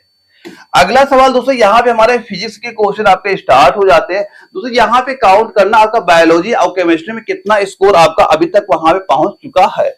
अब ये बताइए फोटोग्राफी में उपयोगी हाइपो रासायनिक रूप क्या है, जो आपका क्या पूछा जा रहा है, हाइपो रासायनिक रूप क्या होता है। तो इसका राइट आंसर आप क्या बताओगे यहाँ पे, ये दोस्तों बताओगे क्या, सोडियम थायोसल्फेट। क्या बता दोगे, sodium thiosulphate. Option B right answer हो जाएगा। अब इसका दोस्तों सूत्र अगर कभी आपसे पूछा जाता, क्या बताते हैं यहाँ पे, Na2H2O3 into 5H2O into 5H2। आप ये इसका राइट आंसर यहाँ पे, ये इसका रासायनिक सूत्र आप यहाँ पे नोट कर लेना। ऑप्शन बी इसका राइट आंसर यहाँ पे आपका हो जाएगा। अगले क्वेश्चन ये पूछा गया है, किसी तत्व का वास्तविक प्रतिबिंब प्राप्त करने हेतु आवश्यक जो आपका दर्पण होता है, कौन सा दर्पण यूज करते हैं, समतल होगा, अवतल होगा, उत्तल होगा, या कोई भी दर्पण वास्तविक प्रतिबिंब नहीं बना सकता है। तो इसका राइट आंसर आप क्या कहोगे इस क्वेश्चन का, अगर आपके एग्जाम में ये रिपीट क्वेश्चन हुआ तो, क्योंकि आपके एग्जाम में रिपीटेड क्वेश्चन बहुत ज्यादा आपसे वहां पूछे जाते हैं। तो क्या कहोगे दोस्तों, आप यूज करोगे अवतल दर्पण को। ऑप्शन बी आपका राइट आंसर यहाँ पे हो जाता है। और दोस्तों अवतल दर्पण के जगह आपका ये भी लिखा हुआ आ सकता है, क्योंकि जो आपका अवतल दर्पण होता है इसे आपका अभिसारी, इसे क्या दूसरा नाम क्या है इसका, इसे अभिसारी दर्पण भी कहा जाता है। तो अगर यहाँ पे अवतल की जगह अभिसारी लिख जाए तो कभी कंफ्यूज आपको वहां पे नहीं होना है। और दोस्तों जो आपका ये अवतल दर्पण होता है, अवतल दर्पण की फोकस दूरी क्या होती है, हमेशा आपकी ऋणात्मक होती है। कभी पूछा गया अवतल दर्पण की फोकस दूरी कैसी होती है, आपको बताना ऋणात्मक फोकस दूरी आपकी यहाँ पे हो जाएगी। अब ये बताओ, यातायात को रोकने के लिए यातायात संकेत के रूप में लाल रोशनी का, क्या लिखा है, लाल रोशनी का इस्तेमाल आखिर क्यों किया जाता है, क्या रीजन है। जहां पे ये 4 ऑप्शन दिए गए थे जब आपका ये दानापुर जडारो में क्वेश्चन यहां पूछा गया था। तो अगर आपके एग्जाम में ये क्वेश्चन यहां पूछा जाए तो क्या बताओगे, यह सबसे कम बिखरती है इसलिए लंबी दूरी से पहचानी जाती है। ऑप्शन सी आपका राइट आंसर यहाँ पे हो जाए, क्योंकि दोस्तों जो आपका ये लाल कलर होता है, क्या जो आपकी लाल रोशनी होती है, इसकी तरंग दैर्घ्य क्या होती है, सबसे अधिक। अगर पूछा जाए इसकी जो आपकी तरंग दैर्घ्य होती है, इसकी जो आपकी तरंग दैर्ध्य होती है, क्या बताओगे, सबसे आपकी अधिक होती है। तरंग दैर्ध्य क्या हो जाएगी, इसकी सबसे अधिक आपकी यहाँ पे होती है। और आवृत्ति, तरंग दैर्ध्य, और यही पूछा जाए इसकी जो आवृत्ति आपकी होती है, क्या आवृत्ति, आवृत्ति क्या हो जाएगी, सबसे कम होती है इसकी आवृत्ति, सबसे कम। ये दोनों वर्ड भी आप यहाँ पे नोट कर लेना। अब इसी रीजन से ये बिखरती नहीं है, तभी आप देखा होगा जो सिग्नल लाइट होती है वहां पे ज्यादातर आपकी रेड लाइट यूज की जाती है, या देखा होगा जो आपकी ट्रेन की पटरियां होती है वहां पे जो आपके रेड इंडिकेटर वो वहां पे लगे होते हैं। यही कारण होता है कि आप जो ट्रेन दूर से आती है वो दूर से वहां पे देख सके, जो ड्राइवर उसका वहां पे होता है। क्यों होता है, क्योंकि अगर कभी ये क्वेश्चन पूछे गया लाल रंग की तरंग दैर्ध्य क्या होती है, आप बताओगे सबसे अधिक होती है, आवृत्ति सबसे कम होती है, जिसके कारण ये काफी दूर तक रोशनी वहां पे जाती है। तो इसीलिए आपका इसका यहाँ पे यूज किया जाता है। ऑप्शन सी आपका बिल्कुल राइट आंसर यहाँ पे हो जाएगा। अगला सवाल ये आता है, निम्नलिखित में से कौन सा उपकरण विद्युत चुंबकीय प्रेरण की घटना पे आधारित है। तो इसका राइट आंसर दोस्तों, इस क्वेश्चन का आप कितना कह दोगे, इसका राइट आंसर क्या हो जाएगा, तो आप यहां पे कह दोगे क्या, ये हो जाएगा जनरेटर। ऑप्शन डी आपका राइट आंसर यहां पे आपका हो जाता है। और दोस्तों कभी अगर आपसे ये क्वेश्चन पूछा जाए कि जो आपका अमीटर होता है, अमीटर क्या करता है, ये विद्युत धारा मापी होता है। अमीटर क्या होता है, आप क्या कहोगे यहाँ पे, विद्युत धारा, विद्युत धारा मापी आपका ये यहाँ पे आपका हो जाता है। और दोस्तों आप यहाँ जो आपका कभी ओल्ड मीटर का पूछ ले, किसका, ओल्ड मीटर का, अगर आपसे ओल्ड मीटर का अगर आपसे कभी पूछा जाता है तो ओल्ड मीटर के द्वारा क्या होता है, आप बताओगे विभवांतर मापते, ओल्ड मीटर से विभवांतर आपका मापा जाएगा। या फिर दोस्तों आपका कभी जो गैल्वेनोमीटर दिया गया, इससे क्या होता है, इससे क्या कहोगे, विद्युत धारा का पता करते हैं हम लोग, क्या बताओगे यहाँ पे, विद्युत धारा, विद्युत धारा का पता लगाने में, विद्युत धारा का पता लगाने में किसका यूज होता है, आपका गैल्वेनोमीटर का यूज वहां पे आपका होता है। ये कुछ चीजें भी आपको यहाँ पता होनी चाहिए थी। अगले सवाल में ये पूछा गया है, ट्रांसफार्मर को की द्वितीय कुंडली में ट्रांसफार्मर वोल्टता प्रेरित होने का मुख्य कारण क्या होता है, मुख्य कारण वहां पे क्या होता है। ये क्वेश्चन आपका जयपुर जडावरों में सीधा सीधा पूछा गया था, जहां पे ये चार ऑप्शन हमारे दिए गए थे। तो इसका राइट आंसर दोस्तों क्या कहोगे, परिवर्ती चुंबकीय क्षेत्र, क्या हो जाएगा, परिवर्ती चुंबकीय क्षेत्र होगा। ऑप्शन बी आपका राइट आंसर यहाँ पे आपका हो जाता है। और दोस्तों जो आपको ये ट्रांसफार्मर होता है, इसके बारे में एक चीज ये भी याद कर ला, ये आपका जो अन्योन्य प्रेरण किस पे आधारित होता है, आप क्या कहोगे, ये आपका अन्योन्य प्रेरण पे आधारित होता है। अन्योन्य प्रेरण, अन्योन्य प्रेरण नोट करना, या आपका स्वप्रेरण लिख लेना, या फिर इसका विद्युत चुंबकीय प्रेरण लिख लेना, पर ये आपका आधारित यहाँ पे आपका हो जाता है। और ये दोस्तों इसका काम क्या होता है, अगर कभी इसका काम पूछ लिया जाए, काम क्या हो जाएगा, ओल्टता को बढ़ाने या घटाने में, जो आपका ओल्टता होती है, ओल्टता, ओल्टता को क्या लिखना, बढ़ाने, बढ़ाने या फिर घटाने में, ओल्टता को बढ़ाने या घटाने में इसका यूज होता है, किसका, ट्रांसफार्मर का। ये चीज यहाँ पे नोट कर लीजिएगा। ये एग्जाम क्वेश्चन पूछा भी जा चुका है, जो ट्रांसफार्मर होता है किस पे आधारित होता है, बताना, अन्योन्य प्रेरण पर ये आपका आधारित वहां पे हो जाएगा। यहां दोस्तों आपके जीके क्वेश्चन स्टार्ट हो जाते हैं, और टोटल हमारे एग्जाम में टोटल 10 क्वेश्चन आपका जीके का यहाँ पूछा जाता है।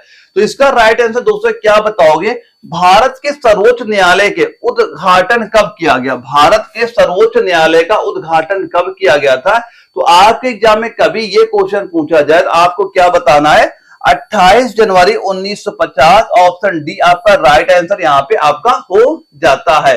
और दोस्तों यहाँ पे एक चीज ये याद करना, जो भारतीय संविधान का भाग नंबर 5 है, भारतीय संविधान का जो भाग नंबर 5 है, और इसमें आपका अनुच्छेद नंबर 124 से, अनुच्छेद 124 से 147 तक, अनुच्छेद 124 147 तक क्या दिया गया, सर्वोच्च न्यायालय, क्या याद करोगे यहाँ पे, क्या याद कर लोगे यहाँ पे, सर्वोच्च न्यायालय, सर्वोच्च आपका न्यायालय, सर्वोच्च न्यायालय का प्रावधान वर्णित है।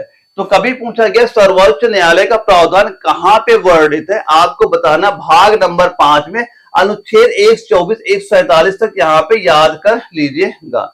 इसके बाद दोस्तों एक आपका अगला सवाल जीके का पूछा गया था, भारत की निम्नलिखित में से किस पंचवर्षीय योजना का उद्देश्य भारत का आत्मनिर्भर और स्व उत्पादक, क्या पूछा गया, आत्मनिर्भर और स्व उत्पादक अर्थव्यवस्था बनाना था। कौन सी पंचवर्षीय योजना का, ये हमसे पूछा जा रहा है। तो इसका राइट आंसर दोस्तों क्या हो जाएगा, ये हो जाएगा तृतीय पंचवर्षीय योजना। ऑप्शन ए आपका राइट आंसर यहाँ पे आपका हो जाता है। लेकिन दोस्तों ये क्या होता है, ये जो पंचवर्षीय योजना थी इसने अपना उद्देश्य प्राप्त नहीं कर पाई थी। क्या रीजन था, जब ये आपकी तृतीय पंचवर्षीय योजना यहाँ पे चल रही थी तब वहां पे क्या हुआ था, युद्ध हुए थे किसके बीच, एक युद्ध हुआ था भारत चीन के बीच हुआ था, भारत और चीन के बीच में एक युद्ध हुआ था, भारत और पाकिस्तान के बीच में युद्ध हुआ था। अब इसके कारण क्या हुआ था, जो तृतीय पंचवर्षीय योजना थी, जो इसका लक्ष्य रखा गया था, ये इसने वहां प्राप्त नहीं कर पाया था।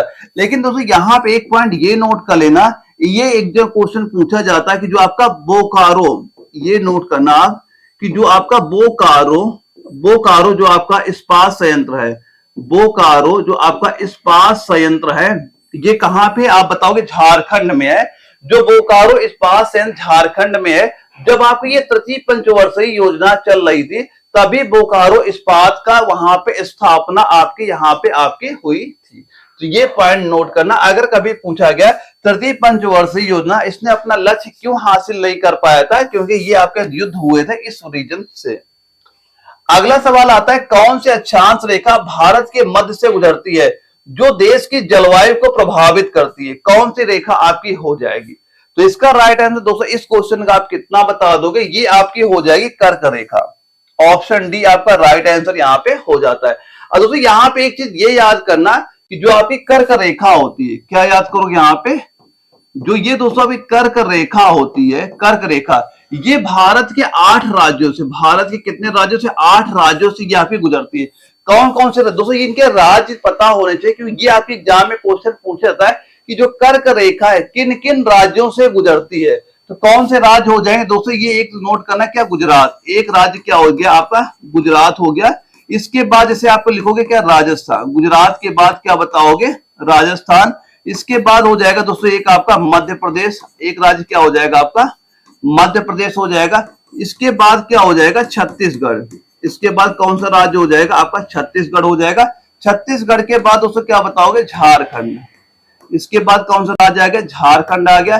फिर बताओगे क्या, पश्चिम बंगाल। अगला राज्य कौन सा बताओगे, पश्चिम बंगाल बताओगे। इसके बाद दोस्तों क्या बताओगे आप, त्रिपुरा। अगला राज्य क्या हो जाएगा, त्रिपुरा हो जाएगा। त्रिपुरा के बाद एक और बता देना, मिजोरम। त्रिपुरा के बाद एक राज्य क्या हो जाएगा, मिजोरम। ये 8 राज्यों से आपकी कर्क रेखा वहां पे गुजरती है। तो ये 8 राज्यों के नाम भी आप यहाँ पे एक बार नोट कर लीजिएगा। अगले सवाल दोस्तों ये पूछा जा रहा है, अंग्रेजों द्वारा पारित निम्नलिखित में से किस अधिनियम ने भारतीयों को हथियार रखने की अनुमति नहीं दी है, अनुमति नहीं दी है। अब पूछा जा रहा है अंग्रेजों द्वारा पारित निम्नलिखित में से किस अधिनियम का पूछा जा रहा है। तो कौन सा अधिनियम दोस्तों हो जाएगा, ये बताओगे, आर्म्स एक्ट 1878। ऑप्शन सी आपका राइट आंसर यहाँ पे आपका हो जाता है। इस अधिनियम के अनुसार शस्त्र रखना था, इसके व्यापार हेतु हमें लाइसेंस अनिवार्य आपका कर दिया गया था। ऑप्शन सी इसका राइट आंसर यहाँ पे हो जाएगा। अब ये बताओ, अगला सवाल आता है, 1919 में निम्नलिखित में से कौन सी प्रमुख घटना घटी थी। दोस्तों यहां में कुछ घटनाएं ही याद, दोस्तों यहां इसका आंसर तो यही नोट कर लेना, क्या हो जाएगा, जलियांवाला बाग हत्याकांड, यहाँ पे नोट कर लेना। मैं कुछ घटनाएं भी आपको नोट करा देता हूं जो अक्सर आपके एग्जाम में क्वेश्चन पूछ ली जाती है। अगर दोस्तों कभी आपसे ये पूछा गया, जो आपका बंगाल का विभाजन है, बंगाल का विभाजन, अब ये बता दो दोस्तों, जो बंगाल का विभाजन है ये कब हुआ था। तो क्या बताओगे आप, 1905 में। क्या बताओगे, 1905। एक नोट करना, अगर कभी आपसे ये पूछा गया, जो आपका चंपारण, चंपारण दोस्तों जो आपका आंदोलन है, कौन सा, चंपारण आंदोलन, ये कब हुआ था, ये आप बताओगे दोस्तों 1917। कब बताओगे, 1917।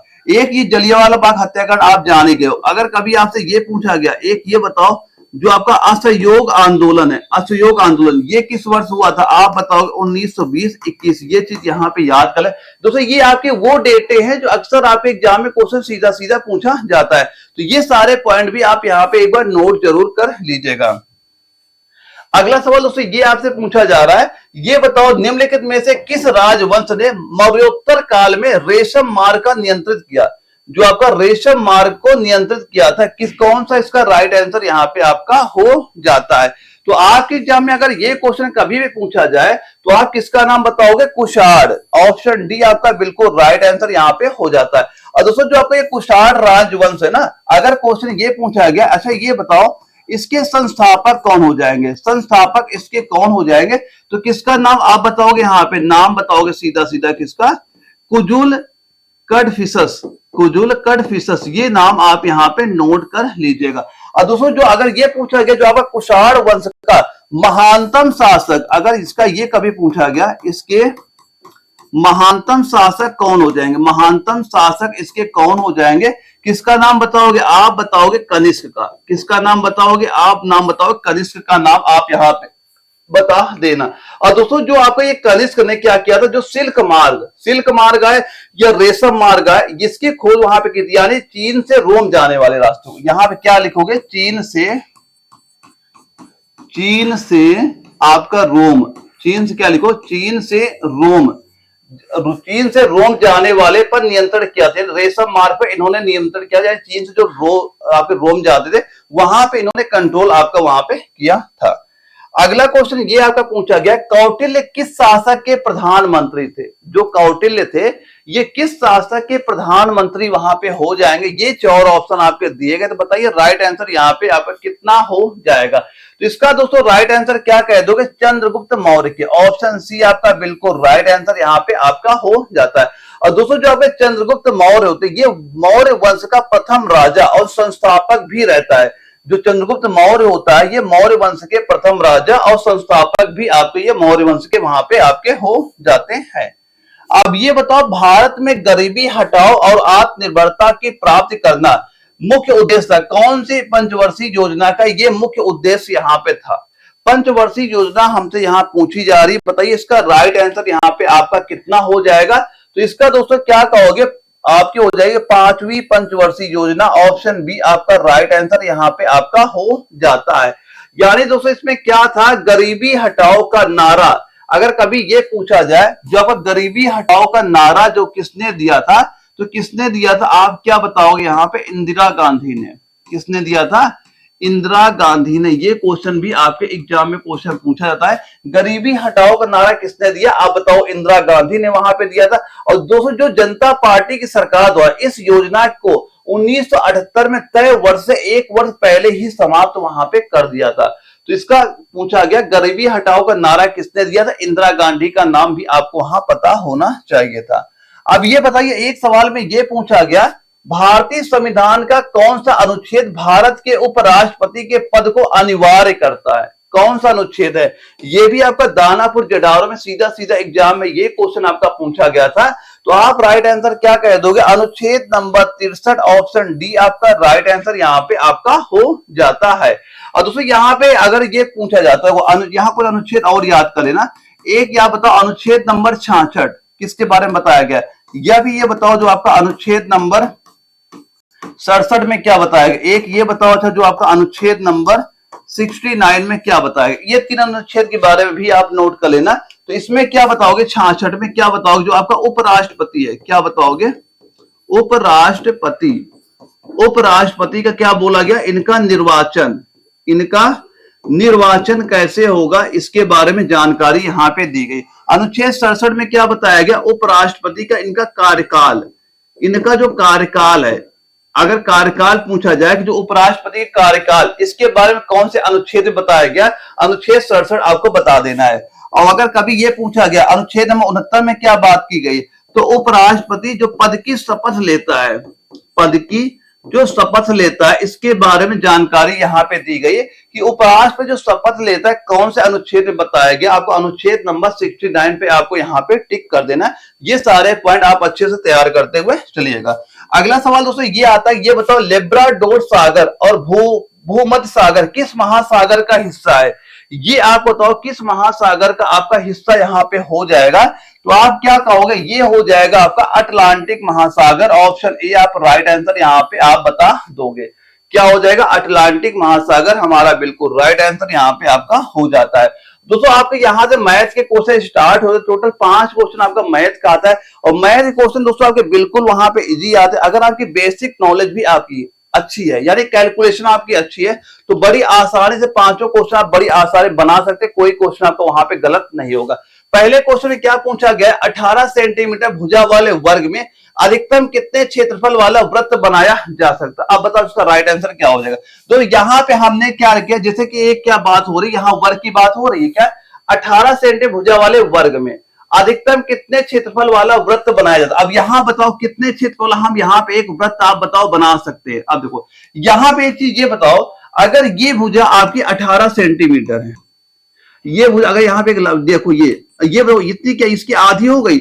अब ये बताओ ये क्या हो जाएगी, ये जो भुजा होती है ये क्या वृत्त की त्रिज्या हो जाती है, वृत्त की त्रिज्या यही तो आपकी होती है। अब ये टोटल अगर आपकी 18 है, ये 18 इतनी कितनी हो जाएगी, ये इसकी आधी तो है, आधी 9 हो जाएगी हमारी। ठीक, अब पूछा क्या गया है, तो बताओ वृत्त बनाया जा सकता है उसका क्षेत्रफल क्या हो जाएगा। तो वर्ग का क्षेत्रफल दोस्तों आप क्या कहते हो, ये आपका होता है, तो यहां पे क्या नोट करोगे, ये आपका होता है पाई आर स्क्वायर होता है, पाई आर स्क्वायर आपका यहाँ पे होता है। अब देखो ये आर क्या दी गई, आर की भुजा आपकी 9 हो गई, तो यहाँ पे क्या बताओगे आप, पाई 9 का होल स्क्वायर, 9 का ऊपर क्या हो गया 81 पाई आपका हो गया। तो राइट आंसर क्या सीधा सीधा कह दोगे आप, ये बता दोगे आप 81 पाई, यानी ऑप्शन सी इसका बिल्कुल राइट आंसर यहाँ पे हो जाएगा। बिल्कुल इजी मैथ होती है, बड़ी आसानी से पांचों क्वेश्चन आप वहां बना सकते हो, कोई क्वेश्चन आपका गलत भी यहाँ पे नहीं होगा। अगले सवाल में ये पूछा गया, 175 मीटर लंबी एक ट्रेन 36 किलोमीटर प्रति घंटा की गति से यात्रा करती है। 125 मीटर लंबे प्लेटफॉर्म को पार करने में उसे कितना समय लगेगा। समय बराबर क्या हो जाएगा, दूरी बटे 4 आप कर दोगे। देखो यहां पे ये बताओ कोई ट्रेन है ये, ठीक, और यहां पे एक ब्रिज आपका पुल दिया गया, ठीक है।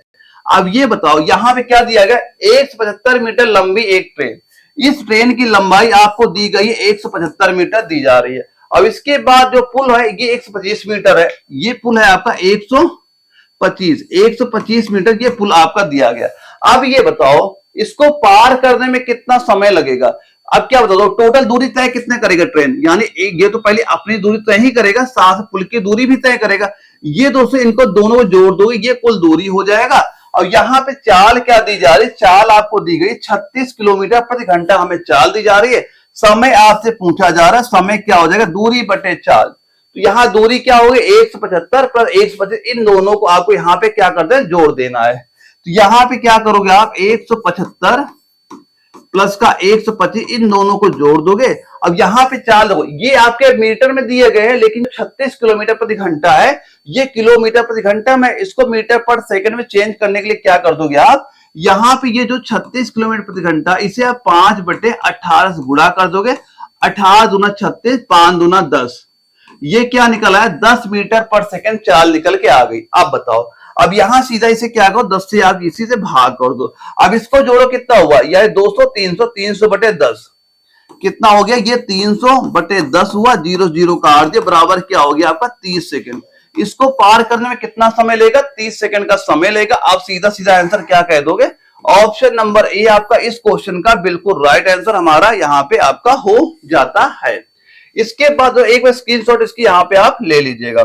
अगला सवाल दोस्तों ये आता है, अमन 16 घंटे में एक निश्चित दूरी तय करता है, अपनी चाल में 5 किलोमीटर प्रति घंटा की वृद्धि करने पे वह 14 घंटे में दूरी तय कर सकता है। दूरी ज्ञात कीजिए, क्या हो जाएगी। भाई बिल्कुल इजी सवाल है, कुछ नहीं, हम इसे एक ये आपको 2-3 तरीकों से लग सकता है, मैं एक बेसिक तरीका आपको बताता हूं। देखो यहां पे आपने लिखा समय, देखो यहां पे समय का रेशियो क्या, देखो पहले यहां बात हो रही 16 घंटे की, बाद बात हो रही 14 घंटे, उस दूरी तय कर ली। तो यहां पे समय का रेशियो दिया गया, हमने लिख दिया 16:14। अब दोस्तों जो आपका समय होता है और समय और चाल का, इन दोनों का हमेशा क्या होता है, एक दूसरे का अपोजिट होता है। सीधा सीधा फिलहाल ये चीज समझ लेना।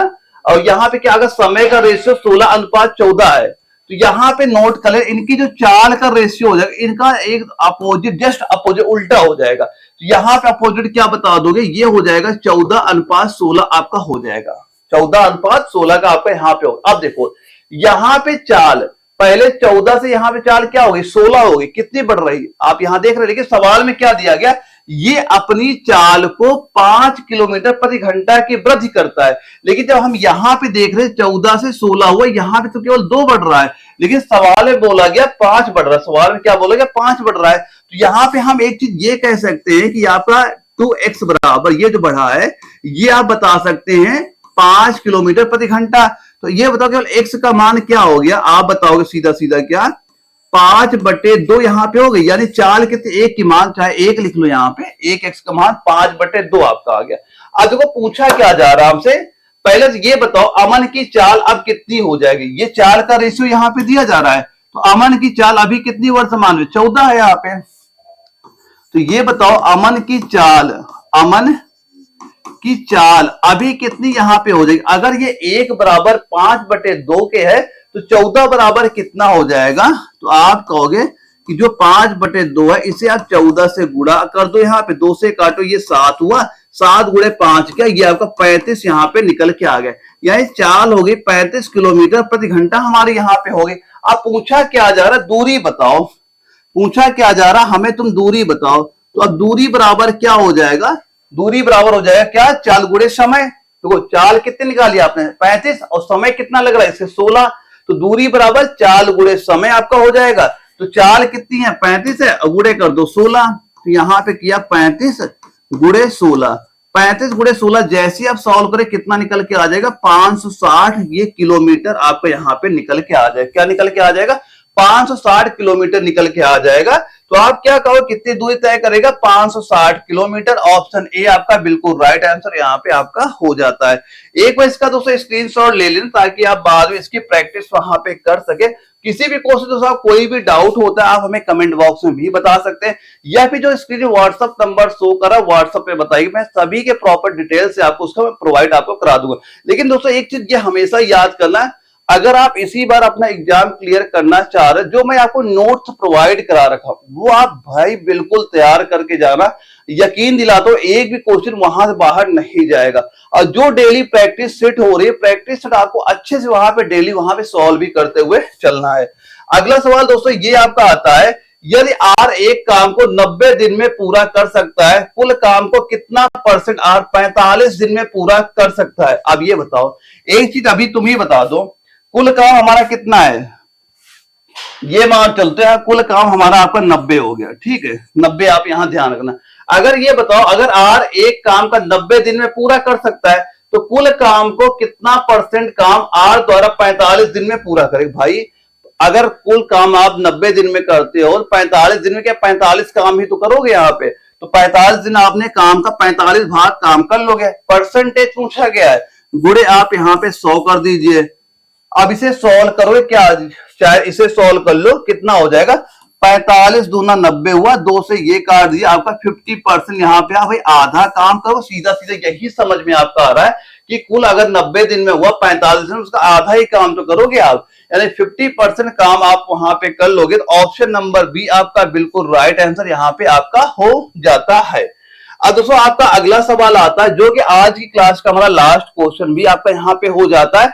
यहां से आपका पूरा ये सेट कंप्लीट आपका हो जाएगा। अच्छे से प्रैक्टिस करना, और ये जो क्लास की पीडीएफ है ये सारे क्वेश्चन में आपका जो व्हाट्सएप ग्रुप है वहां प्रोवाइड करा दूंगा। जो स्क्रीन व्हाट्सएप नंबर शो कर रहा है आप सीधे से हाई लिख के भी मैसेज करेंगे तो यहाँ पे आपका लिंक आ जाएगा, ग्रुप को ज्वाइन कर लेना। एग्जाम तक जितनी भी क्लासें होंगी सारे क्वेश्चन आपको वहां पे मिलते रहेंगे। अब ये बताओ, चाहे 10,000 रुपए का बिल पर लागू 32% की छूट और 20% और 12% की दो क्रमिक छूट के बीच का डिफरेंस बता दो क्या होगा। देखो यहां पे एक हमारा जो पहला डिस्काउंट है, पहला डिस्काउंट कितना दिया गया, एक दिया गया हमें 32% का, एक तो सीधा सीधा दे दिया 32% का। अब यहां पे जो सेकेंड डिस्काउंट आपको दिया जा रहा है ये क्रमिक दिया गया, यानी एक 20 है एक 12 है, एक 20 है एक 12% का। अब सबसे पहले जो ये क्रमिक डिस्काउंट दिए गए ये बताओ इनका एकल डिस्काउंट क्या है। अगर दोनों डिस्काउंट मिला के हम बात करें इसका एक डिस्काउंट कितना आपका हो जाएगा, इसका एक फार्मूला होता है, ठीक है। तो फार्मूला क्या होता है, ये होता है क्या हो जाएगा, तो दो डिस्काउंट एक साथ बात की जाए और उनका क्रमिक डिस्काउंट निकालना हो तो क्या करोगे, दोनों डिस्काउंट को पहले जोड़ दोगे, माइनस करोगे, फिर दोनों गुणा करके बटे आप यहाँ पे 100 कर दोगे। इसे सॉल्व करोगे तो ये दोनों डिस्काउंट का एक एकल डिस्काउंट वहां पे निकल आएगा। तो यहाँ पे बात कर लो, यहाँ बात दी जा रही है 20 + 12 माइनस का क्या लिख दोगे 20 गुणे 12 और बटे यहाँ पे 100 करोगे, 20 12 जोड़ो ये आपका 32 हो गया। इसे सॉल्व करो कितना आपका हो जाएगा ये हो गया 2.4 आ गया। अब इसे सोल्व करो कितना हो जाएगा, इसमें माइनस कर दोगे, ये हो जाएगा 29.6% आपका हो गया। यानी इनका जो एकल डिस्काउंट कितना हो गया, 29.6 आपका यहाँ पे हो गया। अब बताओ, अब इन दोनों का डिफरेंट देखो, अंतर ही पूछा जा रहा है, अंतर निकालो कितना हो जाएगा, ये 10,000 में इनका अंतर कितना हो जाएगा, यही निकालना हमें।